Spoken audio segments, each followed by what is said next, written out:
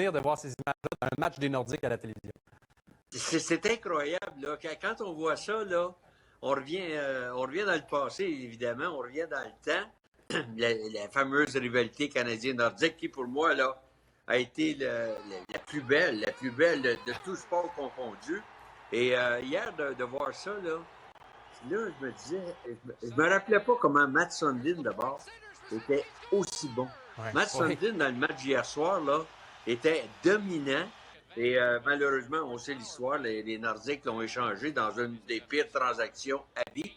Mais c'était tellement agréable. Et la grande différence, messieurs, hier, j'en riais, là, hier, en regardant le match, c'est l'accrochage. Oui. L'accrochage, là, on a vu des accrochages, autant du côté des Nordiques que du Canadien. C'était épouvantable. Ben écoute, j'en faisais mention à Gino avant notre intervention, Michel. Il y aurait des pénalités mineures à tout bout de champ là, si on avait les mêmes règlements appliqués à cette époque-là. C'est incroyable parce que, aussi à l'époque, là, il y avait un officiel seulement. Ouais. Il n'y avait pas de ligne rouge. Donc, c'est pas si vrai que ça. Là. Parce que tout le monde pense que le hockey n'était pas rapide à l'époque.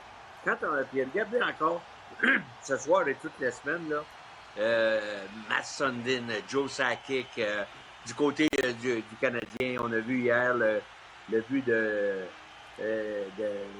Brian Bellows, entre autres, qui joue du bon hockey.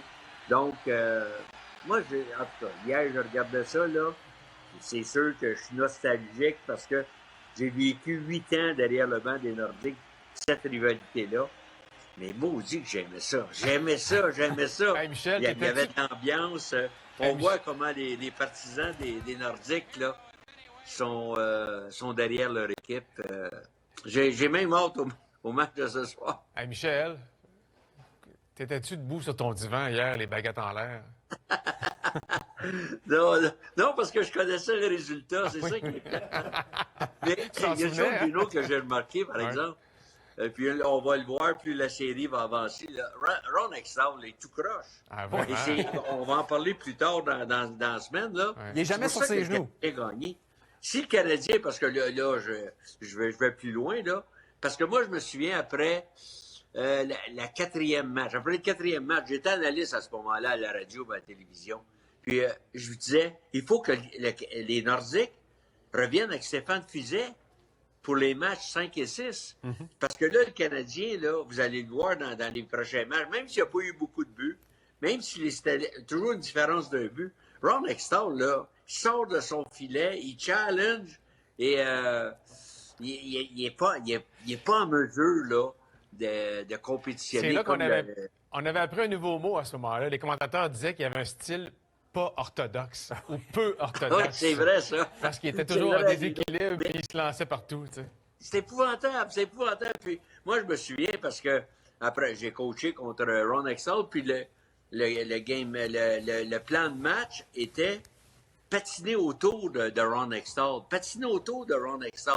Puis je me demande si j'en avais pas parlé avec Jacques Demers, parce que j'étais commentateur, analyste à l'époque. Je ne sais pas si j'en avais parlé avec Jacques à un moment donné que ces joueurs devaient patiner autour de Ron Hextall parce qu'il sortait tellement de son filet. On l'avait vu avec les Flyers de fer précédemment. Il sortait tellement là que ça devenait facile parce que tu avais souvent le filet complètement ouvert. Ouais, fallait le déranger. Écoute, je te souhaite une bonne soirée de télé, Michel. Oui. Bon match ce soir. Malgré tout ce qui se passe là, au moins on peut regarder des bons matchs. Changer les idées. Salut. Bien dit. Bye. Salut, Michel. Soyez prudents.